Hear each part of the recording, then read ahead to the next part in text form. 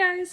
If you're watching this, you're probably wondering why so many governments don't put insane taxes on luxury items and rich people. And I'm here to tell you why.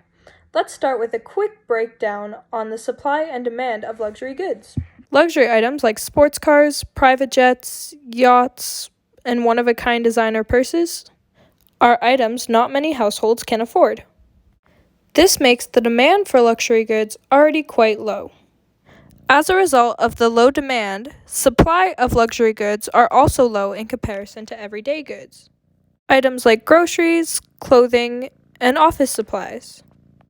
So if supply and demand is already low because of the affordability of these goods, what would happen if they cost even more? Let's talk about this by looking at an example. Luxury sports cars, for which the market can be very niche. Most people can't afford to drop a couple $100,000 on a vehicle, and many people that can are already skeptical about doing so because, well, that's a lot of money to spend on a car. Now let's imagine the government adds thousands of dollars in taxes to the totals of these cars. Even fewer people are going to be willing or able to buy these cars.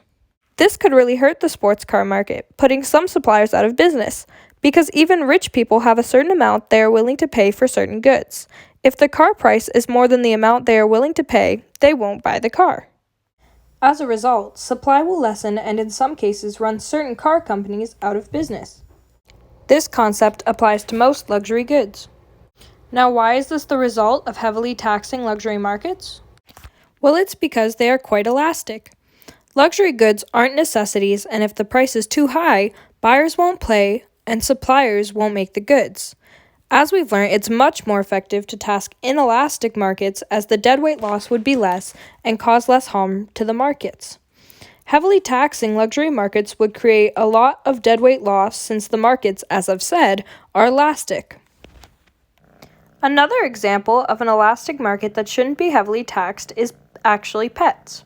The animals themselves, not so much their food and supplies. Yes, lots of people have pets, but in current times there are lots of reasons not to have them. It's harder to find living accommodations if you don't own a house, the rising prices of their supplies, the time they require, etc.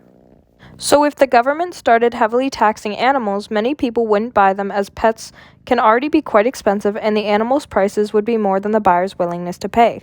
This would leave many animals that are currently in shelters and in pet stores unadopted and homeless, and breeders could be put out of business as they would have to charge far too much to find their furry friends' homes.